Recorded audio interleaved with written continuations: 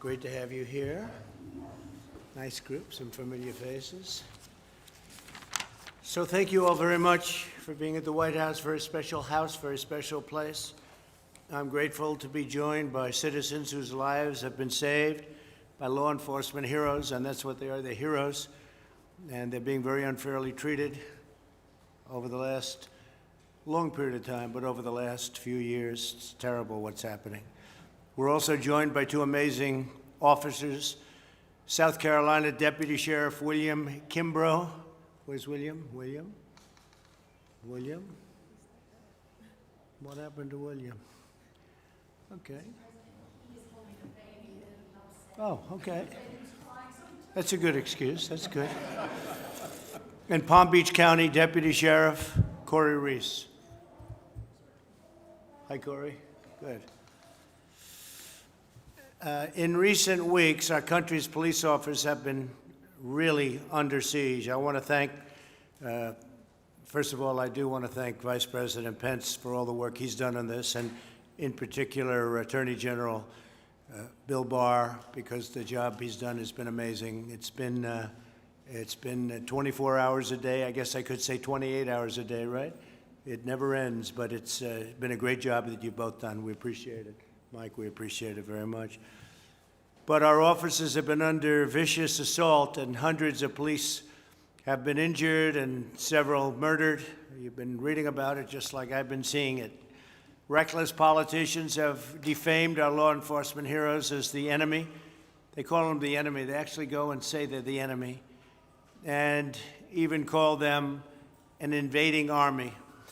These radical politicians want to defund and abolish the police from our nation. At first, when I first heard it, I said, well, that's just something that they're saying that doesn't, but they actually are trying to do it. You look at what's going on in Minneapolis, you look at what's going on in many Democrat-run areas. But they want to defund and they want to abolish. Far-left mayors are escalating the anti-cop crusade, and violent crime is spiraling in their cities. It's all far-left cities where they have no understanding of what has to be done. They don't have a clue. And I will say that we put on a very powerful rule and law that you get 10 years, you knock down a monument. If it's a federal monument, you go to jail for 10 years.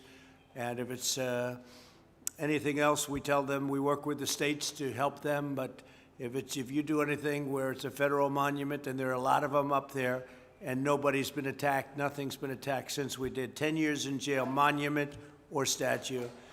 In one recent week in New York City, this is hard to believe, shootings were up 358%, and yet they spend all their time, they want to do Black Lives Matter signs outside of Trump Tower.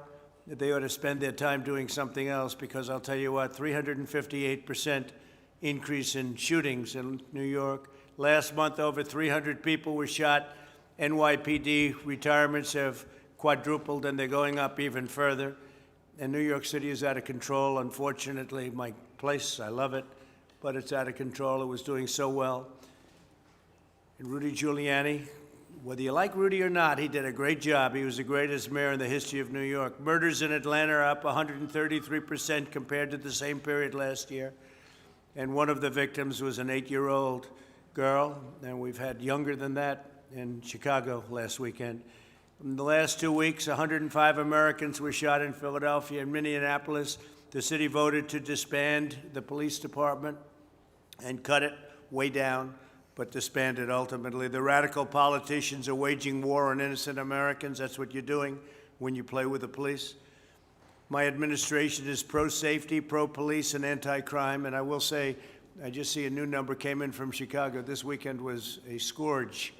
This weekend was, I guess, 20 people killed and many shootings, many shootings, far worse than the last week.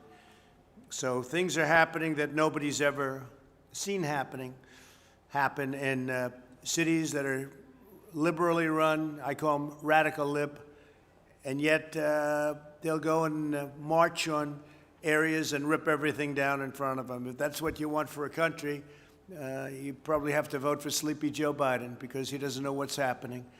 But you're not going to have it with me. So we've been very strong on law enforcement. We'll be doing things that you'll be, I think, very impressed with. Numbers are going to be coming down, even if we have to go in and take over cities, because we can't let that happen. When you have 20 people killed, 22 people killed in one weekend in Chicago, and you have 88 shootings, it's not even conceivable. That's worse than Afghanistan, I hate to say it. That's worse than any war zone that we're in by a lot. It makes them look like tame places by comparison, so we're not going to let it go on. We're not supposed to wait for them to call, but they don't call. We've asked Chicago, would you like us to go in and help? And they don't want to say anything. And we've called many of the cities, would you like us to go and help?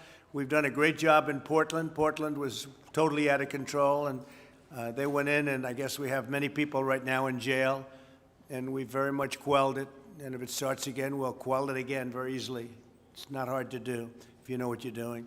So I just want to thank everybody for being here. I'd maybe ask Vice President Pence to say a couple of words, and then I'd like Bill Barr to say something, and we'll go around the room, okay? Thank you very much. Thank you, everybody. Thank you, Mr. President. It's a real privilege to be here with the law enforcement officers who are gathered here and families whose lives have been impacted so profoundly by the courageous efforts of men and women in law enforcement.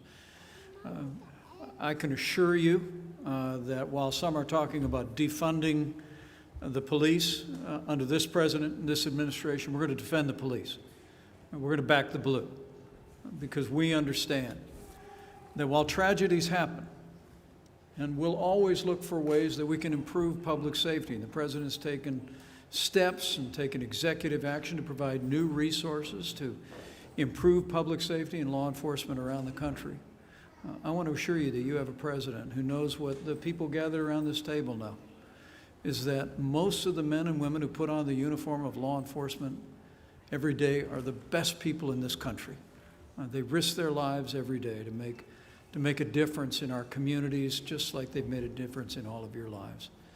And so I want to thank you all. I want to thank you for being here at this, for this conversation, because the American people will greatly benefit by being reminded of the incredible contributions that our law enforcement community makes each and every day. And I appreciate your willingness to tell that story. Thank you, Bill. Thank you, Mr. President. First, let me say what an honor it is for me to serve under a president who is such a strong supporter of law enforcement.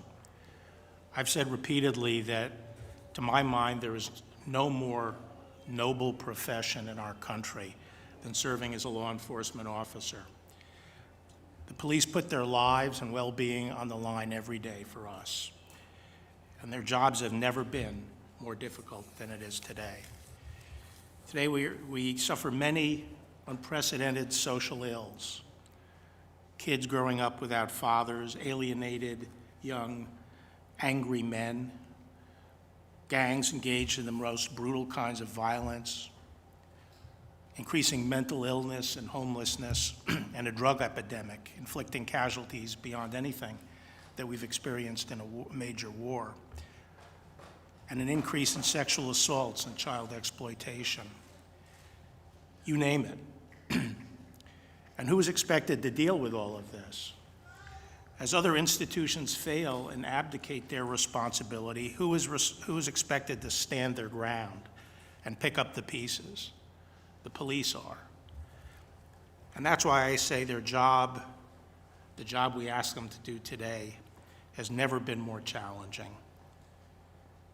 I believe it's important to understand that just like any other institution, there's always room for improvement. And over the past several decades, there's unquestionably been a lot of progress and reforms in policing that's improved policing and life for the officers, their families, and their communities. We have the most professional police in the world. Now, obviously, the event in Minneapolis was ghastly, and I haven't heard anyone attempt to defend it. And it has rightly brought about an urge to make sure we continue reforming and we finish the job. And I think that law enforcement understands and agrees that the concerns of the African American community regarding excessive use of force must be addressed. But we also have to be careful and not throw the baby out with the bathwater. And so extremist reactions like defund the police are trying to pull us in exactly the opposite direction of where we have to go. We have to give law enforcement more support, more training, and resources. And I think the executive order that the president signed last month strikes exactly the right balance. It's supportive of the police, and it also addresses legitimate concerns about excessive force. So our nation needs to gain a renewed appreciation of the noble work done by our police officers in protecting our communities. And I thank the president for convening this roundtable to highlight the good work done by our men and women in blue. Thank you, Mr. President. Maybe what we'll do is we'll go around the room, and maybe you could introduce yourself and explain exactly what's going on. You have an incredible story, please. Hi, my name is Camira Boyd. I'm from Charleston, South Carolina.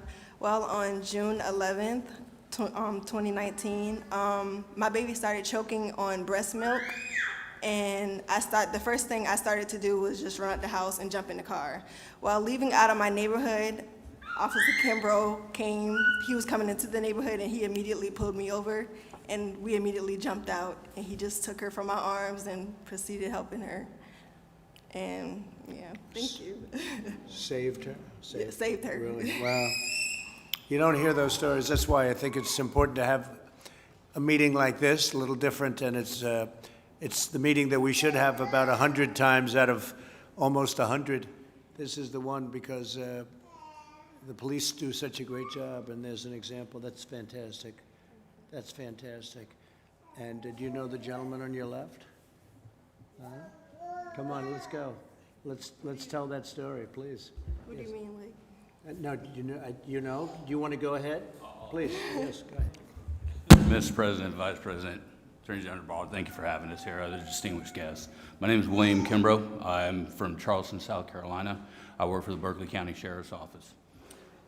As Camira was saying, on July 10th of 2019, while I was patrolling the unincorporated district of Summerville, South Carolina, I came across Camira and her grandmother speeding in a car. I conducted a traffic stop on that vehicle, and as soon as those vehicles stopped, lady later identified it. Was it your grandmother, Camira? It was my stepmom. Oh, your stepmom had jumped out of the vehicle and was frantic and said, my baby, she can't breathe. And I kind of stepped back and I said, what? And, you know, the rest was captured on my body cam video that's since gone viral. But as soon as I made entrance over, stepped up to Camira, I instantly asked her for the baby, who is now my goddaughter. And godmom over there, Noni. Hi, Noni. Say hi, Noni. And so, yeah, we've been blessed, and it's been a wonderful experience. Wonderful. Great job. Thank you. Well, that's what I meant when I kiddingly said. That's what I meant when I kiddingly said, you know the gentleman on your left, because you really know him. Oh, okay. That's what I meant, and great job you've done. Thank you very much on behalf of all of us. And Camira, congratulations. Thank It's you. great. Thank you for being here, Camira. Thank you. Thank you. Thank you both. Please, go ahead. It was about 2 weeks ago. I was laying in bed with my other 3 kids, and, well, I forgot to introduce myself, sorry. Sarah Bohan, we have 4 kids, and we're from Roanoke, Virginia. I was laying in bed, and my sister happened to be home, and my husband ended up calling her and asking her to count how many kids were home. And she got up and looked inside of my boy Spencer's room, and he was not there. And his window was open. And so we instantly saw that he was missing. And he is autistic nonverbal and doesn't really have sense of danger. So when he goes missing, it's like life or death. You gotta find him as fast as you possibly can. So we instantly called the police, and my husband rushed home from work, and they called the search dogs out. And within 12 minutes, they found him. He had ran up into the woods. Someone had spotted him sitting in the middle of the road, and he pulled over, and they tried to get him to come to him, but of course he bolted and ran up into the woods. And following behind the dog, going in and out of the trees, it was actually really cool because I could imagine him doing that exact thing of going in and out of the trees and sliding down the creeks, and I'm sure he was having the time of his life because he was free. But we were able to find him, and the dog's ears perked up right when he was within 15 feet, and I yelled his name, and he sat down, and I instantly ran over to him, and we were able to carry him back, and he was safe, and the only thing he had on him was 4 ticks, so he was good. That's great. So again, the police did a great job, and the group did a great job. And so Spencer has no sense of danger, so you would say basically he's very brave, okay? View it that way. Good. Thank you very much for being here. We appreciate it. Thank you. Brooke, please. Mr. President, thank you. I got to meet almost everyone. My name is Brooke Rollins. I have the extraordinary honor of serving this president as his domestic policy chief every day in this White House. And I will say there's a lot of brave people in the room, probably no one more so than our 2 officers. But this mom not only has, Mr. President, her 9-year-old here, but she has her 4-year-old, her 3-year-old, and her 10-month-old here. And her husband, Spencer, just took them into the other room. So this is bravery at its finest for all the moms in the room who've sort of manhandled lots of children. So thank you for being here, and certainly you too, and that beautiful baby girl. What an honor to have you and all of you with us today. Mr. President, you mentioned New York City, Atlanta, Chicago, Philadelphia.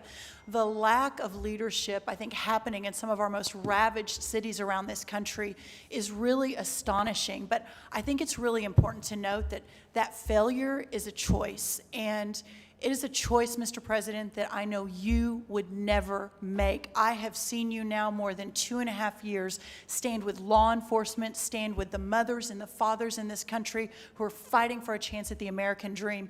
That dream is not possible without a law enforcement that stands for the rule of law and for safe and secure communities. So thank you so much for your leadership. Everyone here today, thank you for coming. What an honor it is to have you in your house here at the White House on this day. And special thanks to the moms who are brave enough to bring the little ones in to tell their story on behalf of these amazing men and women serving in blue. Thank you so much. Well, thank you very much, Brooke. What's more astonishing to me is that we'll call, Bill will call, Vice President will call, I'll call. You'll call leaders of these cities, Democrat leaders, and we don't care if they're Democrat or not. They happen to be in every case. But we'll call them and we'll say, do you need help? And they'll say no. I said, but you just had 40 people shot and many people killed this weekend. And they'll say, no, we're okay. And I'll say, what's that all about? And we're tired of those answers. We're tired of those answers. So thank you. To me, that's astonishing. Thank you very much, bro. Please. My name is Kenneth Bearden. I'm from Louisville, Kentucky. And I'm here today because I'm a man in recovery. At the age of 11 years old, I used substances for the first time. And by the end of that summer, I had overdosed 7 times already. I'm one of them people that once I put a minor mood-altering substance in my body, I cannot stop.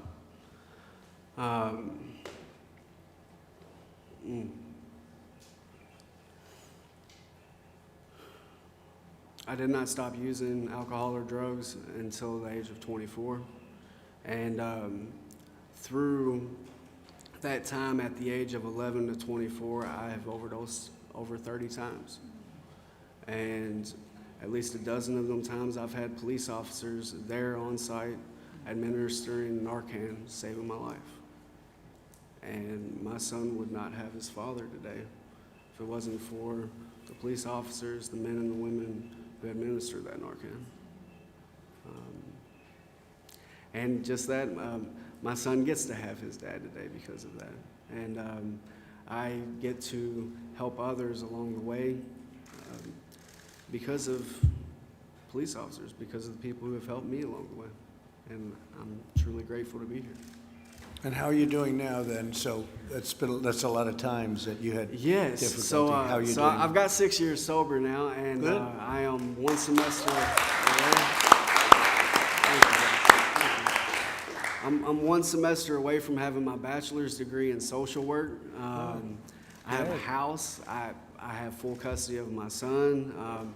I work for Addiction Recovery Care as a community liaison, helping other alcoholics and addicts get into recovery and providing support for them. I'm living my purpose and my passion. That's a fantastic job. Thank you very much.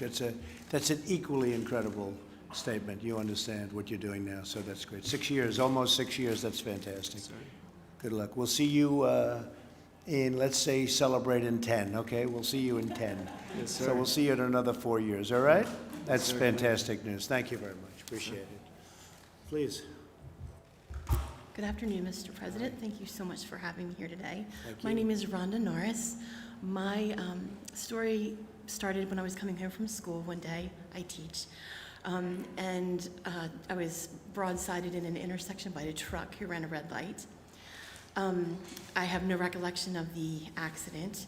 My first memory was a policeman reaching through the shattered window and checking for a pulse. And I was in and out of consciousness, and he continuously urged me to stay awake and stay with him. Very soothing, very calm, and was calling on his radio for an ambulance and first responders, which his being there sped up the process dramatically. He's the one who told me, we're going to put a sheet over you to cut you out of the vehicle. I couldn't move. I was trapped in the vehicle, and also my injuries made me incapable of movement. He also followed the ambulance to the hospital. He gathered up all my personal belongings that he could find at the accident and brought them to my husband at the hospital and explained to him that I had regained consciousness. Stayed with my husband until the tests were done, and they said she's going to be okay. The most amazing thing to me about this state trooper is that he was off duty. He didn't have to do any of that. Right. He was just happened to be at the scene of the accident and immediately responded and sped up my rescue, and I'm eternally grateful to him for doing that. Well, that's great. Thank you very much. It's an incredible story. So how seriously, how long did it take to recover? How bad was it? I missed 5 weeks of work. Still have some injuries that'll never go away, but I am very, very thankful to be here. That's a great job. Thank you very much. Appreciate it. Thank you. Thank you for being here. Please. Mr. President, I'm Perry Cleet, pastor of Lighthouse Baptist Church in Jonesboro, Tennessee. Good. And our church watched over the last few weeks as the way that our police officers were treated all over the country. And it was all over the news about how they are such, they've been demonized and disgraced and dishonored. And we got our heads together and thought, what can we do as a small church in a small town to honor our police and to let our voice be known? Their voice is loud, that blame all this on police officers. The voice of small town America is seldom heard. So we just set up a little ceremony. We went through the chief of police and the public safety director, and we asked them if we could hold a public ceremony on the steps of the courthouse on Main Street in Jonesboro on July 4th at 11 o'clock in the morning and present each member of the Jonesboro Police Department with a check for $1,000. And we did that, and it shouldn't have, but it made national news. I think small towns all over America feel like we do, that we want our voice to be heard, that we love law enforcement, our local police officers, and if we can do something to support them and encourage them, then that's what we want to do. And we feel very good about what we did. Well, that's a great story. I thought you were going to tell me that they wanted to arrest you for giving them a couple of bucks, and they deserve it very much. But, I've heard the other end of those stories also. You're not allowed to do anything. And you're right about it. They've been, what the police have been going through over the last number of years, in all fairness. It's been starting, but it's never been like this, has it? It's never been like this. It's crazy. It's crazy, and they'll find out. It'll go the opposite direction, unfortunately, at some point. It'll go absolutely opposite when they see, and you're going to have some defunding and abolishing, and you'll see numbers like nobody would ever believe. And they're going to say, let's get our police back as soon as we can, right? But that's great what you just said. That's a fantastic thing. Yes, sir. We were thankful that it's a small town and a small police department. It was only 23 employees, so it wasn't that big a hit. That's but a lot. It was a blessing to them. That's a lot. That's a good job. Thank you very And much. Mr. President, I've already heard, I got a note written to the church that didn't identify the officer, but said I'm an 83-year-old widower. And one of the officers brought by a sum of money and gave to me to put back to pay my utility bills this winter, and told me it was a gift from Lighthouse Baptist Church. That's what one officer, and it's just a week ago, but that's what one officer did with that gift that we gave him. That's great. Great stories. Thank you very much. Appreciate it. Thank you, Mr. President. Thank you. And Mr. Vice President, for having us. My name is Debbie Wisner. I'm local. I live in Maryland. And my story's not very dramatic. It's just one that my purse was stolen. My purse. People have it happen to them. My credit cards were canceled. And my cell phone, we put a special note on it that said, if found, please call this number. Nothing came of it. A couple nights later, in the middle of the night, at midnight, the phone rings. And it's a gentleman says, I found your phone. I have your phone. Would you offer a reward for it? And I said, of course. My husband said, are you nuts? And he said, I'll bring it to you. I gave him my address and hung up the phone and called our police department, because that's who we turn to when there's a situation. Right. My husband had another idea. He wanted to do something else, but I said, no, we're going to let the police do this. There's no shooting tonight. So the police came. They gave us their cell phone number. They went away around the corner, and they said, when he pulls up, give us a ring. We'll be there. Sure enough, he pulled up. He comes out of the car. It's 2 o'clock in the morning now. And the police, 2 squad cars were there immediately, which is what we need in our communities. Right. And they checked him out. He did, in fact, find the phone, and I gave him a reward and thanked my police officers, and I'm grateful that we have community policemen that are willing to come at 2 in the morning and do this silly thing. That's great. Thank you very much. Thank you. 2 in the morning. Why did he? That's a strange time. So you found him to be okay, even though he came at 2 in the morning? He came at 2 in the morning, but so were our policemen. Yeah, no, they were there. And that's the only reason That's we were great. okay with it. Good. Thank you very much. Thank you.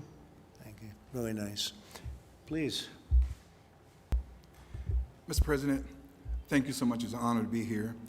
I, like many others, we support you in supporting our law enforcement officers and providing safe communities. Thank you, Mr. Vice President, for being here as well, your hard work. And obviously to the Attorney General Barr, thank you. And to law enforcement officers that are here and their families, and to your staff, Mr. President.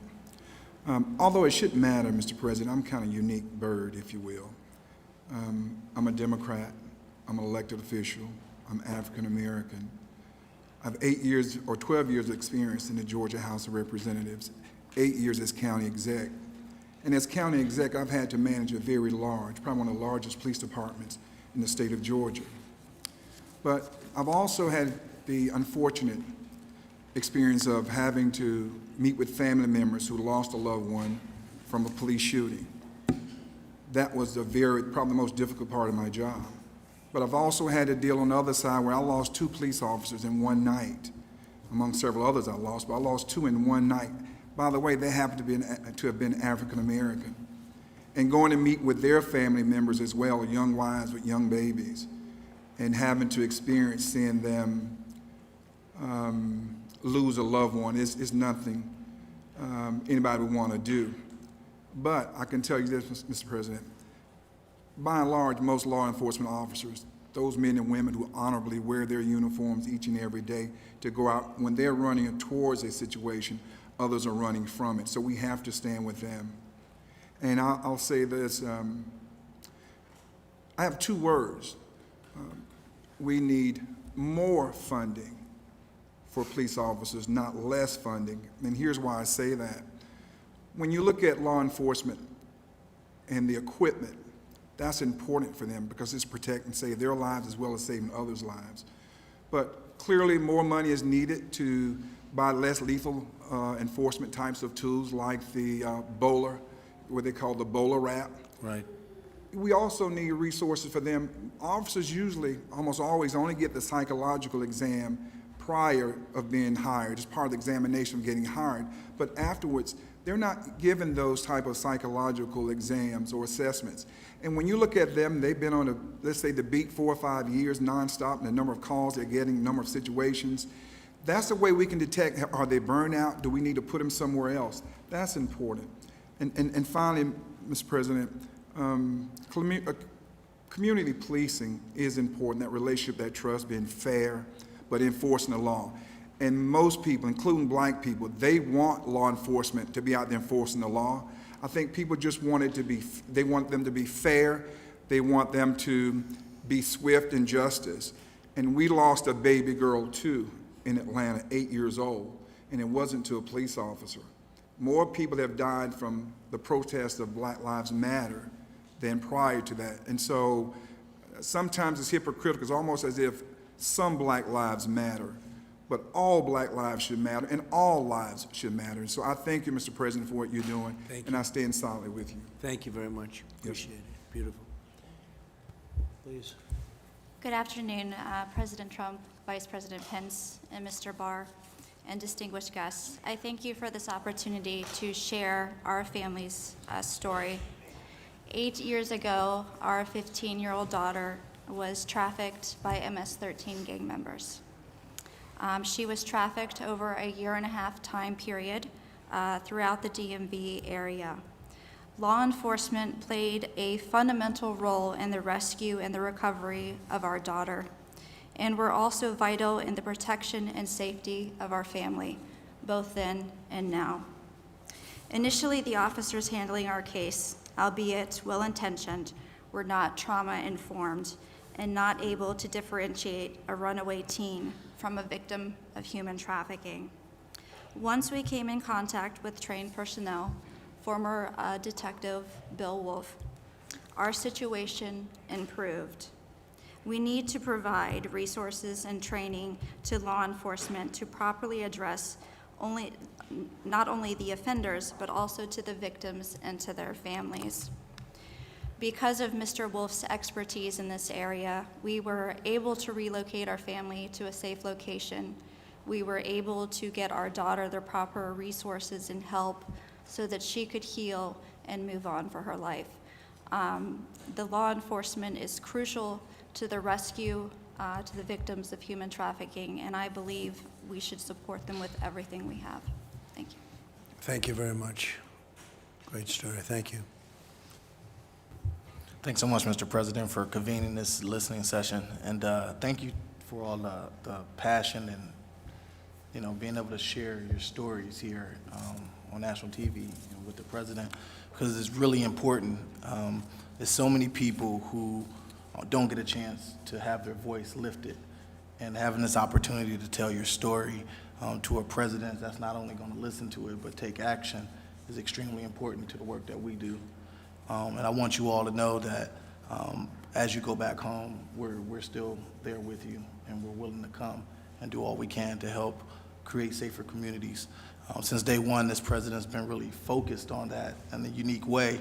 I've spent some time on the road and with my colleague Scott Turner, trying to get local leadership to work with us to not only change those communities but empower people. But having these sessions here is extremely important, because most people don't know. Some people don't know the pain that you all go through.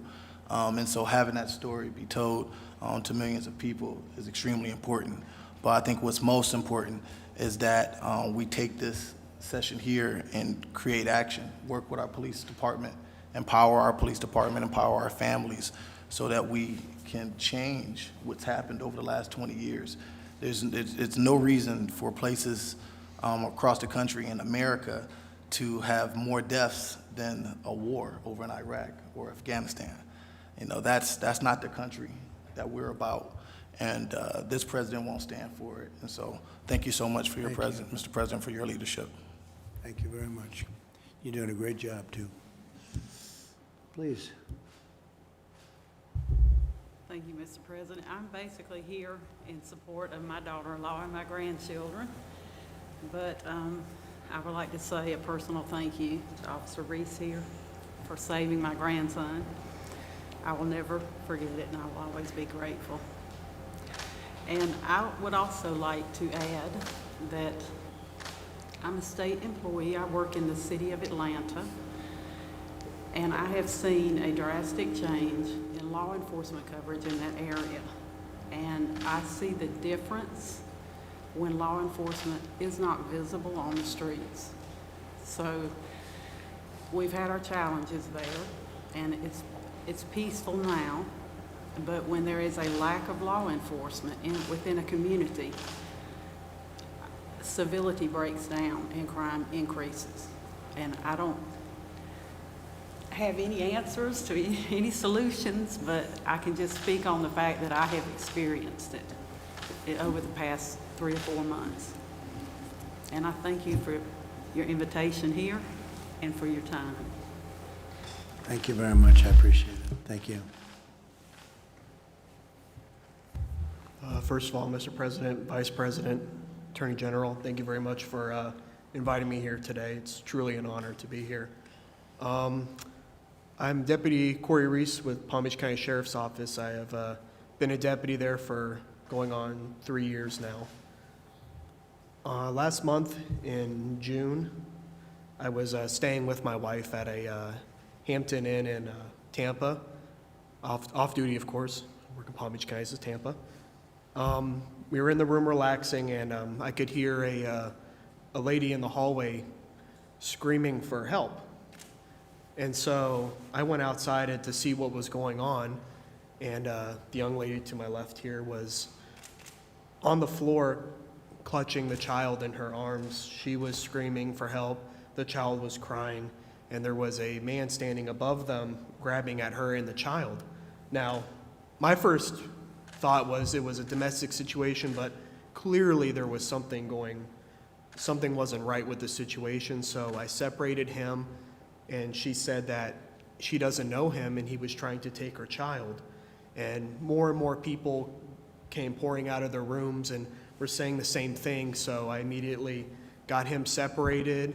I had him sit down in the hallway, and I had someone else call Tampa PD, and they arrived, and at that point I just was keeping the peace between everybody because there were some people getting quite aggressive, you know, with him.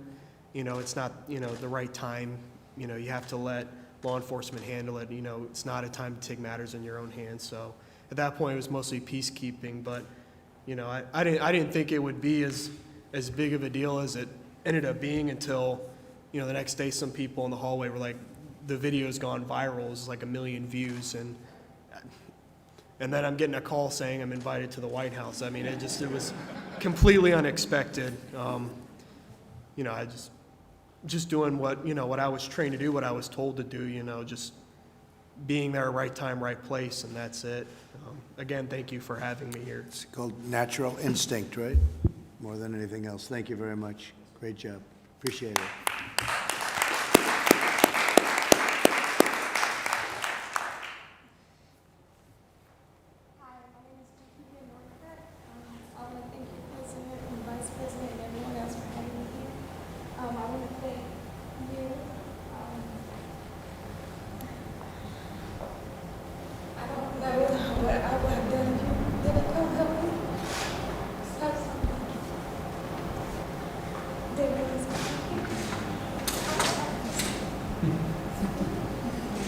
It's not too far. He's still dealing with it. I don't really want to speak on the case because it's still open. But the main thing I wanted to address here is Well, you've said it all. So that's a case that's still going now? Still going? well, as far as the hotel. I see.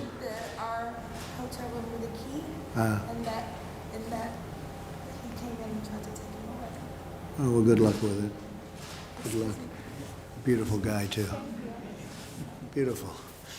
Okay, that's just a few stories of the thousands and thousands of stories that we could tell, and we'll probably be doing this again, but the police, they do a great job. They do a fantastic job, and they don't get the kind of, I will say this, the people of this country appreciate the police. They appreciate all they've done.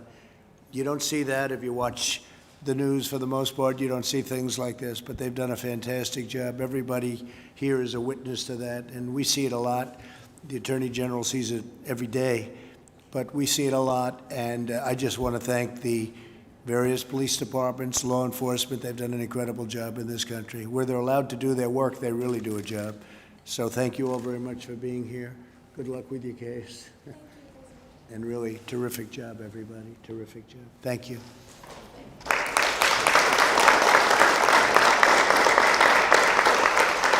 Would anybody from the media like to ask anybody a question here? Steve, go ahead, please. Well, I was going to ask you about if you're in a good place with Dr. Fauci. There's been some criticism of him over the last couple of days. Do you still appreciate his advice? Well, I have a very good relationship with Dr. Fauci. I've had for a long time, right from the beginning. I find him to be a very nice person. I don't always agree with him. I closed the border, as you know, to China. I did the ban on China, heavily infected, and we saved tens of thousands of lives, and Dr. Fauci will admit that it was a good decision. It was very early. That was in January, long before it was thought of as the right thing to do. I also closed the borders to Europe when Italy and a couple of other countries over there, France certainly, Spain, they were having a lot of problems. I closed the borders very early, shortly after I did with China. So we saved a lot of lives, so we made a lot of good decisions. But no, I get along with him very well. I like him personally. Yeah, please. Are you going to pardon Michael Flynn? I can't hear you. Are you going to pardon Michael Flynn? Well, he's got a case going on right now. I think he would, I don't know this for a fact, but I think he's doing very well with respect to his case. I hope that he's going to be able to win it. And I don't have a decision to make until I find out what's going to happen. But I think he was persecuted. He didn't lie. Turned out he didn't lie. The FBI said he didn't lie. I think he was persecuted, and nobody understands what's going on with the judge, the Justice Department, which is so capable. They decided to take a view on it, and they decided that he should be. They were going to drop the case. So he's right now, meaning his lawyers and him, are embroiled in hopefully the final stages of what should have never happened. They treated him very unfairly, as they have many people on this side. Yeah, please. President Trump, you've said many times that the number of coronavirus cases is going up because testing is increasing. That's right. Do you acknowledge that it's going up for other reasons too? For example, that it's actually spreading? And what are you going to do to stop the spread? Well, you know that we have one of the lowest mortality rates anywhere. If you know, Biden and Obama stopped their testing. They just stopped it. You probably know that. I'm sure you don't want to report it. But they stopped testing. Right in the middle, they just went, no more testing. And on a much lesser problem than the problem that we have, obviously, with respect to, this is the worst thing that's happened since probably 1917. This is a very bad thing. All over the world, it's 188 countries right now. But no, we test more than anybody by far. And when you test, you create cases. So we've created cases. I can tell you some countries, they test when somebody walks into a hospital sick or walks into maybe a doctor's office, but usually a hospital. That's the testing they do, so they don't have cases, whereas we do.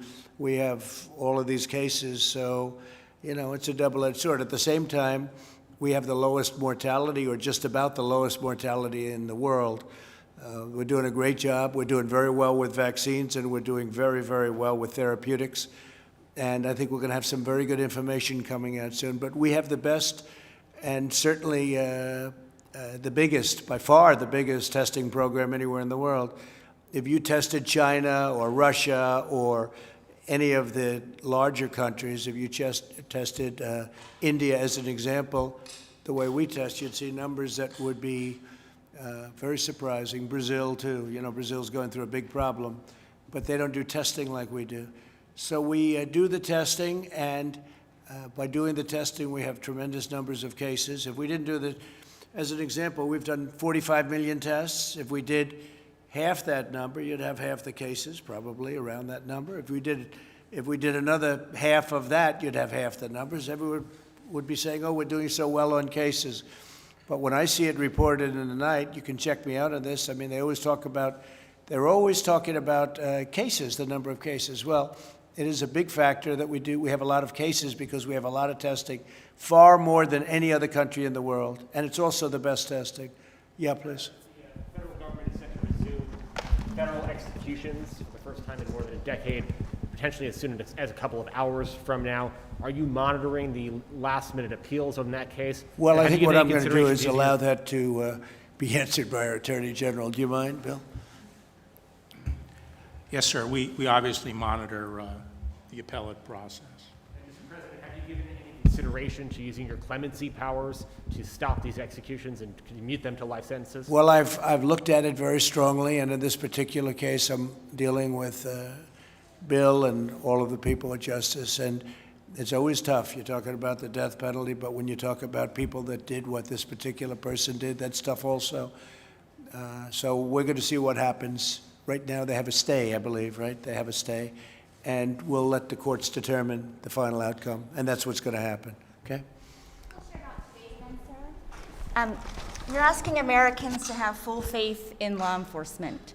How do you respond to critics who say you undermined your own federal law enforcement agency, the DOJ, when you commuted the sentence of Roger Stone? Well, if you look back on it, this was an investigation that should have never taken place. You have guys like Comey, you have McCabe, you have Strzok, you have his lover Lisa Page, you have all of these people running around, you have Brennan and Clapper who lied to Congress, you have many, many people. You have people that change documents going into the FISA courts, and it's a terrible thing. And this is an investigation that they said should have ended before it started. It shouldn't have started, and if it did, it should have ended immediately because they found, as you know, as well as I do, they found nothing initially, but it went on for 2 years or longer. And no, I'm getting rave reviews for what I did for Roger Stone, and he, frankly, is going to go and now appeal his case. He had a jury forewoman who hated Roger Stone and who hated probably me, but she went on a false pretense, and he wasn't given a fair trial. It's not a fair trial. He wasn't given another trial. Should have been given another trial. I won't say more. I won't talk about the judge. I'm not going to, why would I ever talk about a judge? But this was a judge that gave, I believe, solitary confinement to Paul Manafort. Al Capone didn't have solitary confinement. So these are things that happened. And if you look at President Bush, President Clinton, President Obama, take a look at what they did. Frankly, it's a very unfair. Roger Stone was treated very unfairly, in my opinion, and so were many others on this side. In the meantime, you have the other ones who are admitted lying before, they admitted they lied before Congress, they leaked classified information, which is something you just can't do. And what are they doing? So we'll see what happens. But no, we're getting rave reviews for what I did. Okay. Are you going to be able to hold the convention in Jacksonville with all this virus spreading? Well, we're going to see it built up a little bit, but we're going to do something that will be great. We think we're doing very well. We had some poll numbers a little while ago that are great. You know, it's the same story. It's suppression polls that we had in 2016, phony polls. Fake news, phony polls, same thing. And we're doing very well. We're doing well in Georgia. We're doing well in Texas. I've read where I was 1 point up in Texas. I'm not 1 point up in Texas. We're many points up. I saved the oil industry.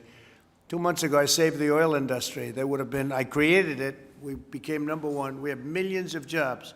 And we saved it, so Texas is not going to have to let go of millions and millions of people. Oklahoma, North Dakota, many states.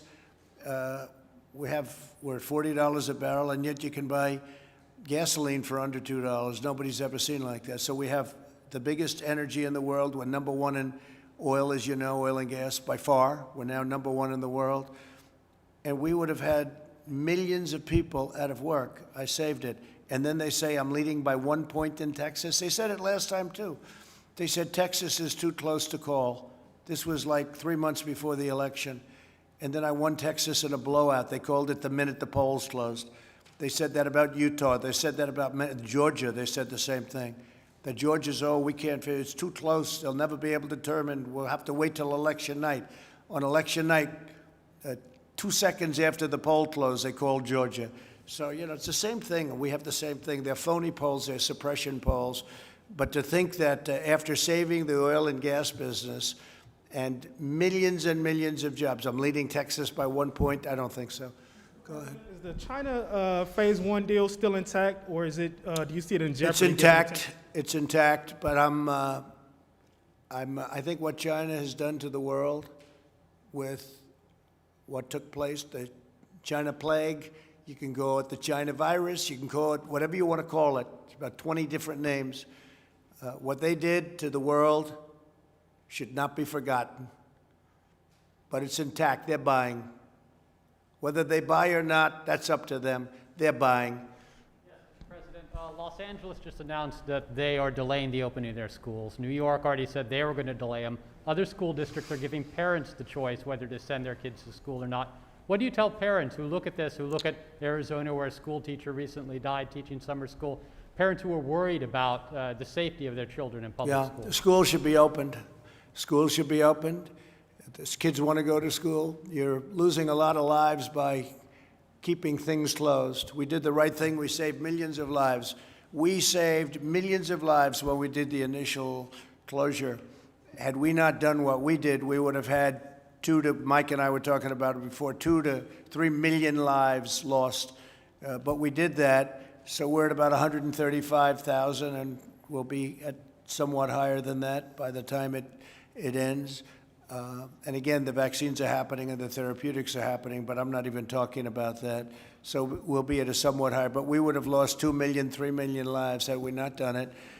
Now we understand it also. We understand there are certain vulnerabilities. Young children, I was talking to Governor Murphy, and they have thousands of lives. I won't even say how many, just thousands of lives, hard to believe, in New Jersey. And he said there was only one life that was 18 or younger. One person died, and that was a young man that had some medical difficulty. So when you think of that with thousands of lives and you have one person that was under 18, that's something that tells you, for some reason, I guess the immune system is much stronger with young people than it is for others. So we have to watch the group that does have the difficulty, does have the problem. We all know what that is. We all know who they are, especially if they have a medical problem. If they have a medical problem, diabetes or heart or anything, it's a big problem. But we're being very careful. But we have to open the schools. Would you agree with that? Do you agree? Yeah. We have to open the schools. We have to get them open. And I think there's a lot of politics going along. I think they think they'll do better if they can keep the schools closed in the election. I don't think it's going to help them, frankly. But I think they feel that by keeping schools closed, that's a bad thing for the country, and therefore that's a good thing for them. But they're the ones whose city's burning. I mean, can you imagine if the country was run like Chicago and like New York and like some of these other Democrat super radical left cities are run? You wouldn't have a country for very long, and the economy would crash. So we just set a brand new record today on NASDAQ again. This is now, I think, the 18th time since, and this is since after the problem. So we have a new stock market high for NASDAQ, and the other ones are getting very close. When I came here, the stock market was up almost 500 points today. The economy is rebuilding. Jobs are being produced at a record pace. We've never had a pace like this. And I will tell you, if Biden got in, this economy would be destroyed. You know, he was in office for 48 years, and what he did was not great. Almost every decision was a wrong decision. And now he's going to come in and try and help us. We didn't need any help. We built the greatest economy in history, greatest economy we've ever had, the greatest economy the world has ever seen. And then the plague came in from China, and we did the right thing. We had to close it down. Now we're opening it up. He can't do it. He doesn't have the capability to do it. Thank you all very much. I appreciate it. Thank you. Good luck with everything. Thank you. Thank you. Appreciate it.